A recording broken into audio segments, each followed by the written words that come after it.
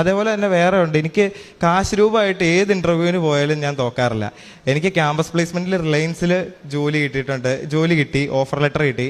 പിന്നെ അതേപോലെ TCSൽ എനിക്ക് ഇത് ജോബ് കിട്ടിയിട്ടുണ്ട്, അവിടെ കാശ് രൂപം കൊണ്ട് പോയി.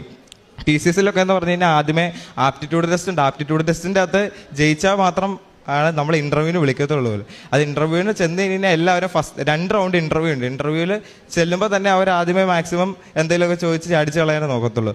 അവസാനത്തെ ഇൻ്റർവ്യൂവിൽ ഏറ്റവും കൂടുതൽ സമയം എടുത്ത് ഇൻ്റർവ്യൂ ചെയ്യുന്ന ആളെയാണ് എനിക്ക് കിട്ടിയത്. അപ്പം ഞാൻ ഓർത്ത് ദൈവം പെട്ടു.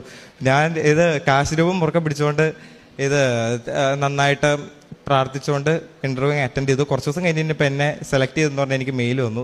അപ്പോൾ നിങ്ങളെവിടെയെങ്കിലുമൊക്കെ ഇൻ്റർവ്യൂവിന് പോകുമ്പോഴാണേലും എന്താവശ്യം, എക്സാമിന് എന്തിനെങ്കിലുമൊക്കെ പോകുമ്പോഴാണേലും എവിടെ പോകണമെങ്കിലും നിങ്ങൾക്കൊരു ആവശ്യം, ഒരു ദൈവത്തിൻ്റെ സപ്പോർട്ട് വേണമെന്ന് തോന്നുന്നിടത്ത് നിങ്ങൾ കാശ് രൂപം കൊണ്ട് പോകണം. അവിടെ ദൈവത്തിൻ്റെ പ്രസൻസ് നിങ്ങൾക്ക് ഉറപ്പായിട്ടും ഫീൽ ചെയ്യാൻ പറ്റും.